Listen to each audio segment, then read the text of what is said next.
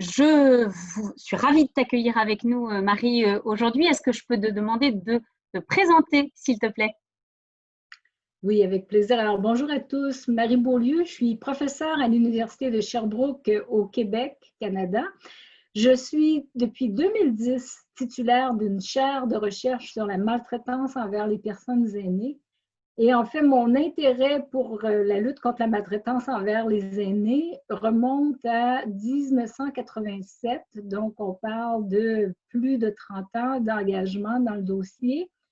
Euh, D'abord comme chercheur, et en fait, je vous dirais essentiellement comme chercheur, mais ça m'a amené quand même à jouer des rôles plus importants en termes de travail sur des politiques publiques, entre autres la production de plans d'action gouvernementaux pour contrer la maltraitance envers les aînés au Québec, où j'ai agi comme expert et partenaire, et aussi un engagement particulier avec l'INPA, le International Network for Prevention of Elder Abuse, qui m'amène à participer depuis maintenant plusieurs années à des travaux de l'ONU concernant toute cette réflexion sur les droits des personnes âgées. Et dans ce moment-là, on pourra camper, et on le verra un peu plus tard, la question de la maltraitance envers les aînés comme une manifestation de violation des droits.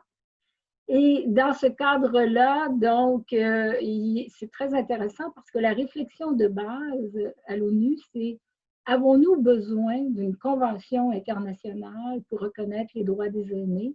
Et on pourrait s'inspirer dans ce domaine-là, entre autres, la Convention internationale sur les personnes handicapées ou sur les personnes ayant des incapacités. Merci beaucoup, Marie, de cette ouverture. Donc, je le rappelle, hein, cette vidéo est la troisième dans le cadre de la démarche de consensus engagée par la Commission nationale de lutte contre la maltraitance et de promotion de la bientraitance. Démarche de consensus qui devrait aboutir à la fin de l'année 2020 à un vocabulaire partagé permettant de définir la maltraitance et de travailler à l'avenir pour la politique publique et pour les personnes sur des bases partagées. Nous avons eu la chance d'entendre Armelle Debru, agrégée de lettres classiques. Nous avons eu la chance d'entendre Hilary Brown, qui a travaillé auprès du Conseil de l'Europe. Marie, je te donne maintenant la parole pour nous indiquer de ton point de vue à toi, avec l'expérience du Québec, l'expérience de tes travaux de recherche, ceux qui sont pour toi les principaux points que nous avons à garder à l'esprit dans notre démarche de consensus. Merci beaucoup, la parole est à toi. Merci à nouveau, Alice. Alors, effectivement, vous allez voir que je vais traiter de définition essentiellement, mais on va éclairer la définition avec des réflexions à la fois de recherche, des réflexions de politique publique et des réflexions d'acteurs de terrain, parce que tout ça doit se tenir. Donc, commençons par la question de définir la maltraitance envers les personnes aînées. On pourrait se demander, est-ce qu'il y a une définition internationale qui fait un consensus complet? La réponse est non. Par contre, est-ce qu'on a une définition internationale qui adhère, qui va fédérer bon nombre d'acteurs et qui va nous permettre d'être en dialogue? À ce moment-là, la réponse est oui. Pourquoi? Parce qu'en 2002, dans une déclaration qu'ils appellent la Déclaration de Toronto, l'Organisation mondiale de la santé a approuvé une définition qui est maintenant largement diffusée. La définition a été d'abord adoptée en anglais, traduite en différentes langues. Moi, je vais vous donner ma traduction de la définition. Ça dit donc qu'il y a maltraitance quand un geste singulier ou répétitif ou une absence d'action appropriée se produit dans une relation dans laquelle il devrait y avoir de la confiance et que cela cause du tort ou de la détresse à une personne âgée. Alors, cette définition-là mérite d'être décortiquée. Pourquoi? Parce que quand on parle de gestes singuliers ou répétitifs, ce qu'on est en train de parler ici, dans le fond, ce sont des actes. Donc, c'est de la violence. Quand on dit singulier, c'est une seule fois, c'est déjà trop. Mais on reconnaît que la maltraitance envers les aînés, c'est souvent des gestes qui sont répétitifs, c'est-à-dire que ça s'installe dans une dynamique. Le deuxième élément, on parle d'une absence d'action appropriée. Donc, on peut parler ici de négligence. Le troisième élément, on nous dit que ça se produit dans une relation dans laquelle il devrait y avoir de la confiance. Donc, on instaure ici les rapports entre la personne maltraitée et la personne maltraitante dans un grand contexte de confiance. Alors, on voit ici, par exemple, qu'on s'émancipe des définitions en violence conjugale où on le situait vraiment au sein des couples. On aurait pu penser que la maltraitance envers les aînés, on la situerait essentiellement au sein des familles, mais non, pas du tout, parce que la relation de confiance, c'est beaucoup plus large. Ça peut être un intervenant, un praticien envers un aîné, ça peut être évidemment un membre de la famille, ça peut être du voisinage, ça peut même être des institutions qui vont créer ce lien de confiance-là avec les aînés. Et on y reviendra tout à l'heure, la définition inclut donc de façon implicite la question de la maltraitance institutionnelle.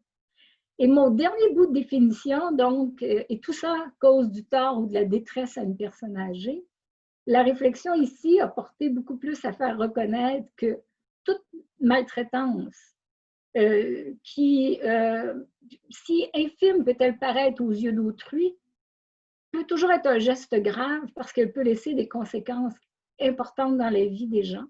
Et le plus bel exemple, c'est un résultat de recherche, c'est une étude américaine qui date déjà de plusieurs années, où eux, avec le service Adult Protective Services, ils avaient un bon bassin de personnes aînées maltraitées connues. Alors, ils ont comparé l'état de santé de ces aînés à l'état de santé des aînés de la population en général pour réaliser assez rapidement que les personnes qui avaient vécu de la maltraitance avaient d'abord beaucoup plus de problèmes de santé que les autres. Donc, on parle d'une morbidité accrue. Et non seulement ça, ils mouraient plus jeunes. Donc, on parle aussi d'un effet sur la mortalité. Donc, vous voyez ici une définition qui est quand même assez bien campée, dans lequel n'apparaît pas le mot vulnérabilité. Donc, ça aussi, c'est un élément sur lequel je tiens absolument à revenir avec vous. Je vous ai dit tout à l'heure, d'entrée de jeu, que c'était la traduction que j'en avais fait. Je vais vous dire pourquoi j'ai amené cette nuance. C'est que sur le site de l'OMS, ils ont traduit la définition de 2002 en y ajoutant des éléments qui n'étaient pas là. Donc, je ne comprends pas qui a fait la traduction, mais la traduction m'apparaît erronée parce qu'entre autres, en français, dans la traduction sur le site de l'OMS, on parle de victime, alors qu'en anglais, il n'y avait jamais la notion de victime qui avait été introduite. Donc, c'est pour ça que moi, je préfère me coller avec une traduction beaucoup plus près de la définition originale qui date maintenant de 18 ans. Je vais vous parler du Québec maintenant. Le Québec, on a eu à faire un grand chemin en matière de lutte contre la maltraitance envers les aînés. À la fin des années 80, on avait eu le rapport d'une commission qui était vraiment fort intéressant, qui s'appelait Vieillir sans violence. Et dans ce rapport-là, on disait il est urgent qu'on ait une politique publique de lutte contre la maltraitance envers les aînés. Et malheureusement, ce rapport-là, pour toutes sortes de raisons, on a une expression québécoise, on appelle ça un rapport qui est tabletté, c'est-à-dire mis sur une tablette et oublié. Alors, il fallait à un moment donné y revenir parce qu'il y avait des initiatives, beaucoup d'initiatives de terrain, mais on n'avait jamais de direction claire pour travailler tous ensemble et surtout savoir où on voulait aller comme peuple québécois dans la lutte contre la maltraitance. Donc, la vie fait bien les choses. Une des membres de cette commission-là, dans les années 80, s'est lancée autour de 2005, s'est lancée en politique. Et elle est devenue la première ministre responsable des aînés au Québec. On n'avait jamais eu un ministre ou une ministre responsable à temps plein pour les aînés. Et cette dame-là, donc, a commencé par une vaste consultation publique sur les conditions de vie des aînés à travers le Québec, où elle avait rencontré des associations d'aînés, des chercheurs, différents interlocuteurs. Et la question de la lutte contre la maltraitance était vraiment ressortie comme une des priorités, ce qui nous a valu donc un premier plan d'action gouvernemental en 2010, plan pour lequel, comme je vous le disais en introduction, j'ai eu le plaisir de travailler. Donc, on a décidé au Québec d'adopter cette définition de l'OMS, de la faire nôtre et de la faire connaître. Malgré le fait qu'on avait une définition claire, on a réalisé autour de 2013-2014 que, les gens avaient encore de la difficulté à faire atterrir cette définition qui peut paraître avec des concepts peut-être un peu théoriques dans la pratique.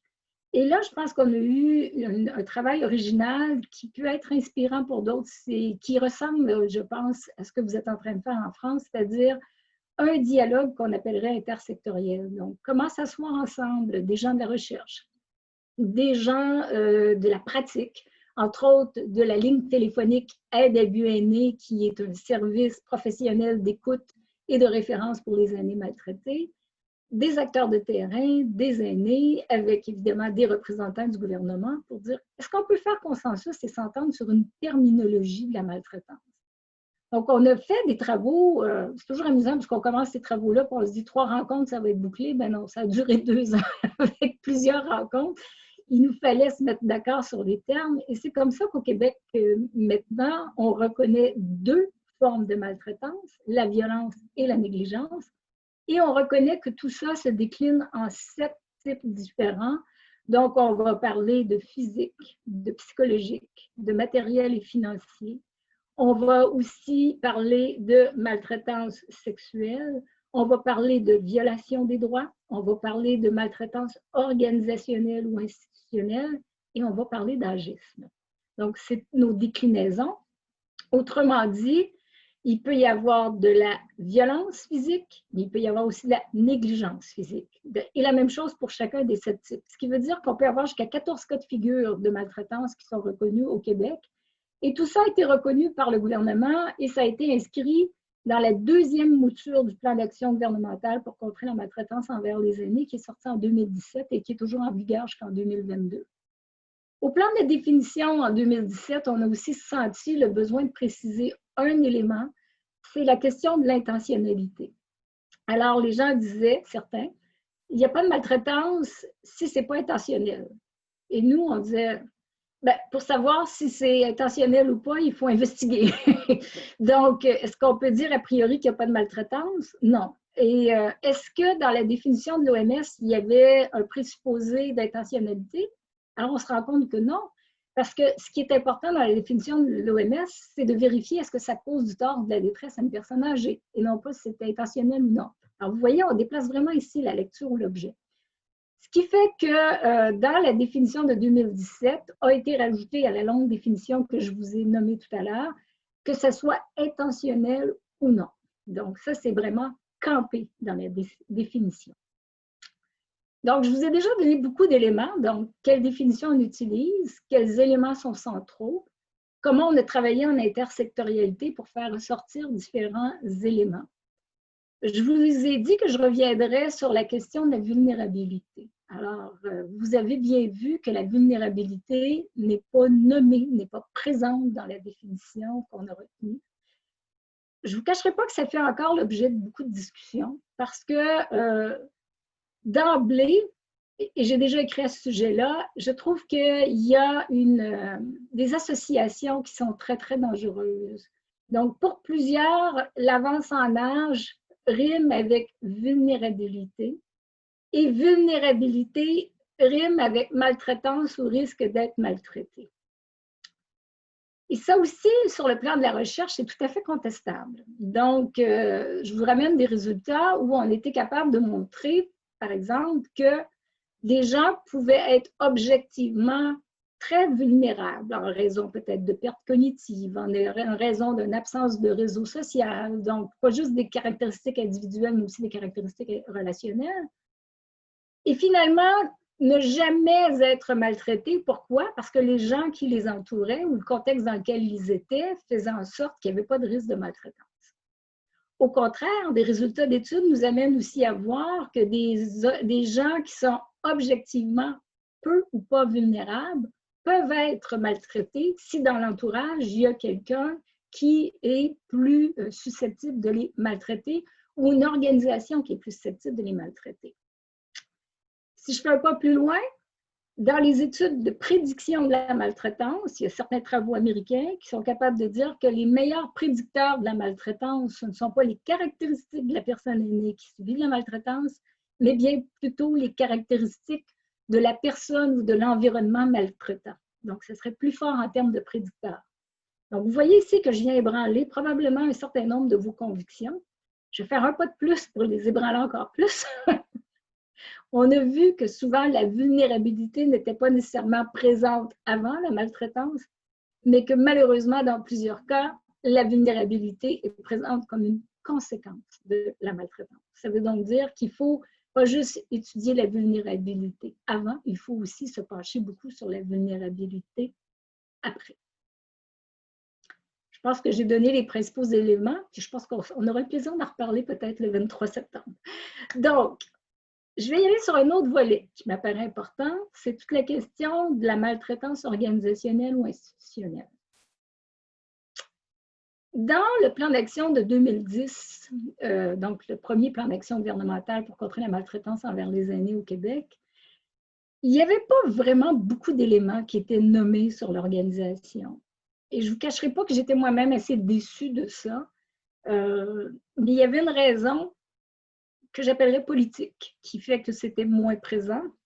C'est que de la façon dont un plan d'action gouvernemental est fait, c'est un regroupement de 13 ministères et organismes gouvernementaux et chacun des ministères et organismes gouvernementaux est imputable d'un certain nombre de mesures. Et ceux qu'on aurait pu rendre imputables du ministère de la Santé et des Services sociaux qui s'occupe des milieux d'hébergement n'avaient pas souhaité à ce moment-là, pour toutes sortes de raisons, qu'il y ait des mesures spécifiques là-dessus. Donc, ça avait été plus difficile de parler d'organisationnel. Et je fais quand même une nuance, là, parce que l'organisationnel, ce n'est pas juste les milieux d'hébergement, parce que l'organisation des soins et des services à domicile peut aussi être très maltraitant pour un certain nombre de personnes. Donc, comme on dit, le fruit n'était pas mûr à ce moment-là.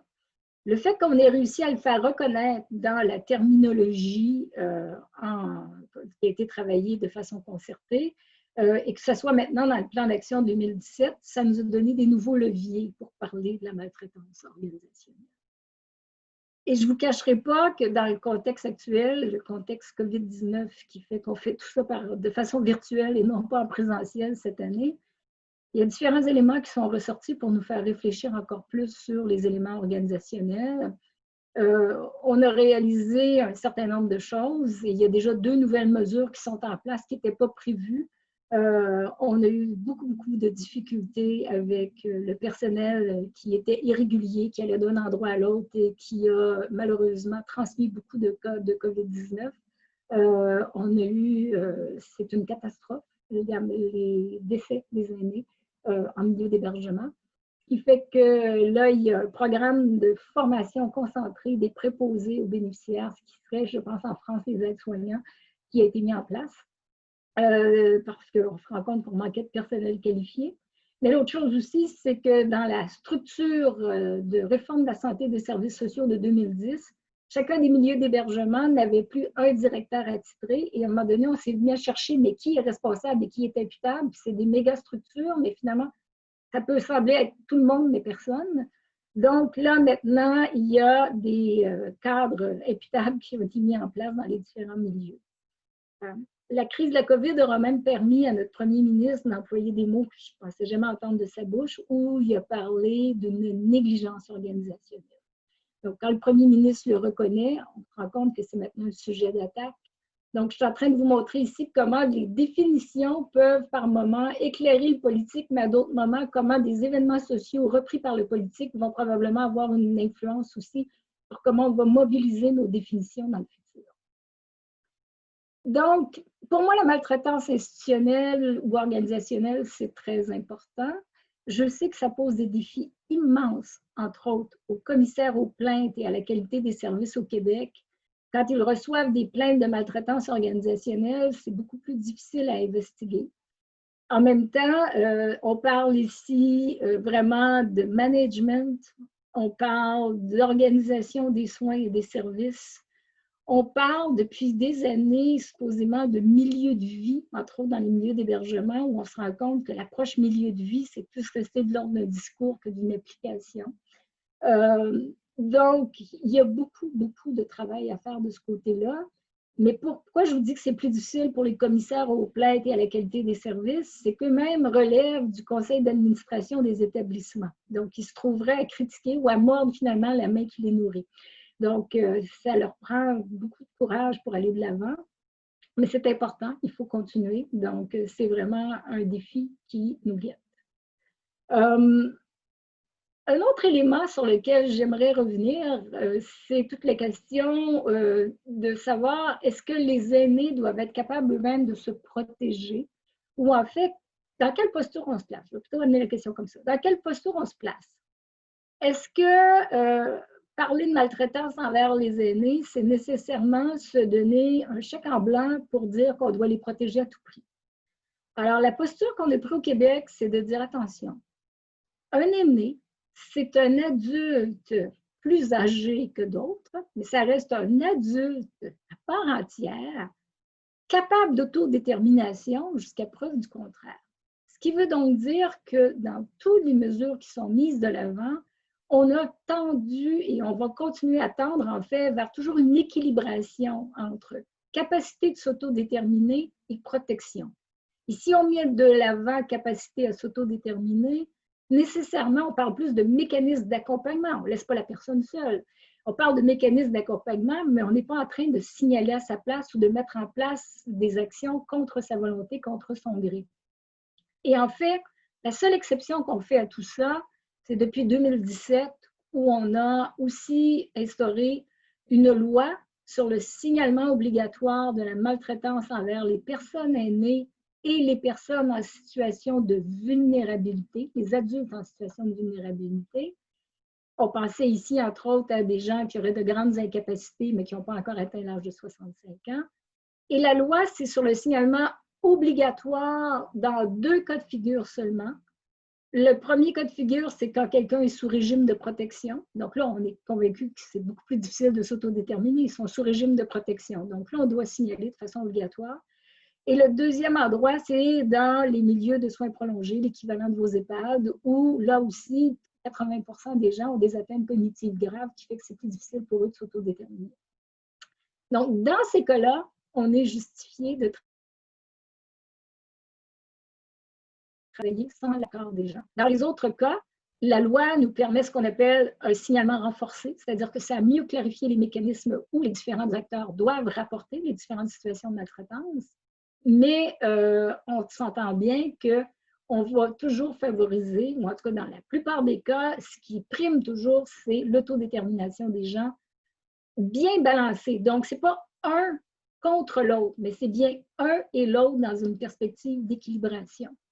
Et ça, les gens, par moments, tendent à l'oublier. Et je pense, par exemple, que si on prend une posture où on est toujours en protection, si on est toujours en protection, c'est comme si on voyait toujours l'autre comme vulnérable. Alors que si on a une posture où on voit l'autre comme un adulte capable de s'autodéterminer, qui peut avoir besoin d'accompagnement de gens autour et tout ça, mais là, on ne travaille pas du tout de la même façon. Et pour nous, donc, c'est des implicites, ça, dans la définition, parce que ce n'est pas dit, mais je vous parle quand même d'application d'éléments qui découlent de la définition dans la pratique. Je ne vous cacherai pas, sans surprise, qu'on a encore des éléments qui posent des défis dans la définition. Le comité de terminologie dont je vous ai parlé un peu plus tôt se réunit encore de façon régulière. Et on a une grande réflexion sur la question de la violation des droits, par exemple. Parce qu'on s'est rendu compte qu'il y a de la violation des droits dans toutes ou sinon toutes les situations de maltraitance. Et on s'est demandé, est-ce que c'est un type particulier, la violation des droits, ou est-ce que ce n'est pas une paire de lunettes qui est transversale à tous les types qu'on devrait toujours faire valoir et toujours prendre l'angle de la question du respect des droits, de la défense des droits? Et surtout, quand je parle de défense des droits, c'est de travailler avec les aînés pour qu'ils puissent faire respecter leurs droits. Et par moment, on doit les protéger, donc faire respecter leurs droits parce que les autres ne sont pas capables de le faire eux-mêmes. Donc ça, c'est une grande question. En parallèle, la deuxième grande question qu'on a, c'est la notion d'agisme. Et bien que les aînés nous témoignent régulièrement que quand ils subissent de l'agisme, ils se sentent maltraités, dans les faits, ce qu'on constate, c'est que l'agisme, c'est aussi une paire de lunettes qui nous permettrait d'étudier toutes les autres formes de maltraitance ou tous les autres types de maltraitance, parce que qu'est-ce qui fait qu'on tolère certaines situations envers des gens parce qu'ils sont âgés, qu'on ne tolérerait pas envers d'autres groupes d'âge? Donc, ce que je suis en train de vous dire, c'est que dans nos 7 types de maltraitance, il y en a 2 peut-être qui, dans quelques mois, vont être retirés des types pour redevenir des éléments d'analyse transversale. Un autre élément aussi qui fait beaucoup de chemin ici au Québec, c'est toute la question de l'intimidation envers les personnes âgées. Et je suis consciente que ce n'est peut-être pas un terme que vous employez toujours en France. Quand je parlais avec des collègues français, on me parlait entre autres de harcèlement. Pour moi, pas tout à fait la même chose. L'intimidation, ça serait un terme qu'on emploie en anglais qui s'appelle bullying. Donc, c'est vraiment d'avoir une personne qui s'impose dans un rapport de force par rapport à un autre pour s'imposer de façon souvent assez violente. Si ce n'est pas une violence physique, c'est une violence symbolique qui peut être forte. On a un plan d'action pour contrer l'intimidation au Québec dans lequel il y a des mesures spécifiques pour les aînés. Donc, il nous a fallu bien arrimer les différences dans les deux définitions.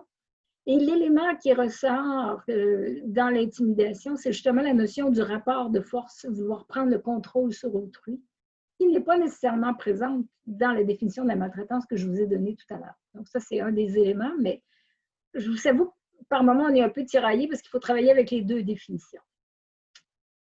Dans les questions qu'on se pose aussi, c'est est-ce que l'auto-négligence est une forme de négligence en elle-même et qu'elle devrait être incluse dans le plan d'action pour contrer la maltraitance envers les aînés? Pour l'instant, ce ne l'est pas. Et ce ne l'est pas parce que souvent, c'est traité plus comme soit une problématique de santé mentale ou une problématique qui est liée au fait que les gens sont tellement malades qu'ils sont plus capables de prendre soin d'eux-mêmes, mais est-ce que nécessairement c'est de la maltraitance? Le problème, c'est que, vu qu'on en parle peu, il y a peu de mesures qui ont été mises en place là-dessus, mais quand on parle aux intervenants, souvent, ils vont se poser des questions. Et moi, j'ai eu la chance, il y a plusieurs années, de participer à un congrès américain des Adult Protective Services, où la question de l'autonégligence est intégrée dans leur définition. Et en discutant avec des gens, on m'a expliqué que quand les services reçoivent un signalement, ils se retrouvent devant une situation pour laquelle ils doivent aller faire enquête. Et ce n'est que pendant l'enquête qu'ils vont voir si la personne est négligée par autrui ou si elle s'est négligée elle-même. Et dans plusieurs cas, là où ils vont mettre les énergies, parce qu'ils ont des budgets limités, c'est justement sur les cas d'autonégligence. Donc, parce que dans les cas de négligence par autrui, ils vont essayer de trouver quelqu'un d'autre qui peut prendre soin de la personne. Donc, ça m'a fait réfléchir beaucoup. Je vous le soumets. Je ne sais pas si on va aller là-dedans pour l'instant avec vous, les collègues de France, mais bon, je pense que ça mérite d'être mis sur la table. Et le dernier élément que j'aimerais amener, c'est aussi tous les liens entre maltraitance et les autres formes de victimisation criminelle dont les aînés peuvent être la cible. Parce qu'à partir du moment où ça se produit en dehors d'une relation de confiance, évidemment, les possibilités sont illimitées. On peut penser, par exemple, à une personne âgée qui se promène sur la rue et qui se fait voler son sac à main. On était moins porté à rentrer ça dans la définition de la maltraitance, sauf que ces dernières années, on est quand même très sensible à toute la question de la cybercriminalité, qui est quelque chose qui s'en va en augmentant. Et entre autres, sur l'intimidation envers les aînés, il y a beaucoup de stratégies de cyber-intimidation. Et on pourrait avoir aussi de la cyber-maltraitance parce qu'on pourrait avoir des gens qui vont essayer d'instaurer une relation de confiance qui est souvent complètement fausse ou factice, mais à l'intérieur de ça, vont essayer de soutirer beaucoup des personnes âgées. Alors voilà, bon nombre de pistes de réflexion que je souhaitais partager avec vous ce matin. Alice, je ne sais pas si tu as envie de rebondir sur certains éléments, me relancer, peut-être des précisions si ça semble nécessaire. Eh bien, Marie, merci beaucoup. Non, là, la mise de jeu, elle est très, très riche déjà. Peut-être juste une question que j'avais envie d'ajouter. Quand nous regardons en France la définition de la maltraitance des enfants, elle fait référence, cette définition, en particulier à la notion de besoins fondamentaux de l'enfant. Elle fait référence à l'idée que est maltraitant un acte ou une négligence, puisque là aussi il y a la différence, qui va nuire, qui va porter atteinte aux besoins fondamentaux de l'enfant. Et ces besoins fondamentaux étant finalement atteints, ça va nuire au développement de l'enfant. Alors, j'ai une grande question que j'ai envie de te soumettre, mais elle n'est peut-être pas à traiter aujourd'hui. Est-ce que les besoins fondamentaux de l'enfant et les besoins fondamentaux de l'adulte et de l'adulte aîné, pour toi, ont des points de jonction, des points de rencontre? Est-ce que cette notion de besoins fondamentaux existe dans le champ où tu travailles? Et si cette notion de besoins fondamentaux existe, pour l'enfance, il y a une des dimensions très fortes qui n'est pas seulement de répondre à des besoins de s'alimenter, des besoins voilà, d'être hébergé, mais aussi des besoins de sécurité, et notamment des besoins de sécurité affective. au fond, l'une des grandes découvertes de la recherche sur la maltraitance de l'enfant, c'est qu'il ne s'agit pas seulement de répondre à des besoins physiques et physiologiques, mais d'apporter une sécurité, et que si on n'apporte pas un certain nombre de choses du point de vue de la sécurité affective, on est en train, en fait, d'entrer dans un champ qui porte atteinte et donc qui peut constituer une maltraitance. Est-ce que pour toi, un raisonnement comparable pourrait être fait pour les aînés? Est-ce que ne pas répondre à des besoins affectifs des aînés constitue pour toi une atteinte, et dans quelle mesure est-ce que c'est transposable cette question? Oh, j'aime beaucoup. J'aime beaucoup cette question. Effectivement, toute la question des besoins, ça me ramène à un élément que j'ai peut-être pas nommé en termes de contexte, mais je vous ai parlé de la définition de l'OMS en 2002. Mais en 2002, pour ceux qui sont des acteurs très engagés dans le champ du vieillissement, on se rappelle qu'il y a eu aussi, promu par l'ONU, un plan d'action sur toute la question sur le vieillissement. On l'appelait comme ça, le plan, dans le jargon, on l'appelle le plan de Madrid, parce que c'est à Madrid qu'avait été vraiment tenue la rencontre. Et c'était la première fois, donc, dans ce plan d'action international sur le vieillissement où on reconnaissait toute la question de la maltraitance envers les aînés. Et on l'avait effectivement libellé dans une grande catégorie sécurité, comme tu viens de le faire. Et on avait aussi amené dans cette réflexion-là toute la question de l'abandon des personnes. Donc, et pour moi, besoins fondamentaux, abandon, on n'est vraiment pas très loin. Ce qui est frappant, c'est que la définition de l'OMS est sortie la même année, donc en 2002, puis que la notion d'abandon ne ressort pas toujours de façon très claire. Par contre, dans nos travaux de recherche, quand on a la chance de faire des entrevues en profondeur avec les aînés pour aller voir ce qu'ils trouvent le plus difficile et ce qu'ils considèrent être de la maltraitance, la notion d'abandon ressort régulièrement. Bon, évidemment, un certain nombre vont dire que les enfants, les adultes ou les petits-enfants ne les visitent pas assez souvent. Ça, c'est comme, j'appelle ça l'élément qui peut être le point de départ d'une réflexion. Mais en fait, la réponse aux besoins des aînés est pour moi fondamentale, et ça permet de faire tout un lien qui est très bien documenté dans la littérature entre maltraitance et isolement social des aînés. Donc, oui, il y a beaucoup de passerelles à faire, je pense, entre ces deux termes-là. La prudence à laquelle je nous invite, c'est que souvent les gens vont rapidement dans des éléments de protection des aînés en disant on a la protection de l'enfance, ça nous prendrait la protection de la vieillesse ou la protection des aînés. Mais, je répète ce que j'ai dit tout à l'heure. Un aîné, c'est un adulte à part entière capable de s'autodéterminer jusqu'à preuve du contraire.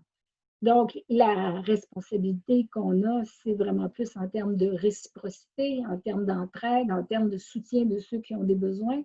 Mais pour ça, encore, faut-il connaître les besoins, puis faut-il avoir des choses à proposer pour pouvoir soutenir les aînés dans ce contexte-là. Donc, oui, grande question, parallèle à faire, mais il y a un danger, et je pense que je viens de l'exprimer clairement, mais je vais le mettre encore plus noir sur blanc. Tous les aînés ne sont pas à protéger. Ça ne veut pas dire qu'il ne faut pas évaluer leurs besoins, mais ils sont aussi, dans plusieurs cas, partie prenante de la solution, en autant qu'on soit capable de mobiliser aussi des gens autour d'eux. Et les gens autour d'eux, ce n'est pas juste les familles, c'est des collectivités aussi. Donc, il faut sortir d'un rapport interindividuel pour avoir une approche beaucoup plus globale. Ce que permet, entre autres, certaines démarches comme les municipalités amies des aînés, où on a dans ces programmes-là des approches beaucoup plus collectives de soutien aux besoins des aînés. Merci beaucoup, Marie, de ce rebond pour terminer cette passionnante séquence. Merci. Et donc, on te retrouve en webinaire au début du mois de septembre pour répondre à un certain nombre de questions des participants de cette démarche. Et puis, on continuera le chemin après ce webinaire le 23 septembre et ensuite encore. Je te remercie encore une fois. C'était passionnant. À bientôt. Merci beaucoup. Au revoir.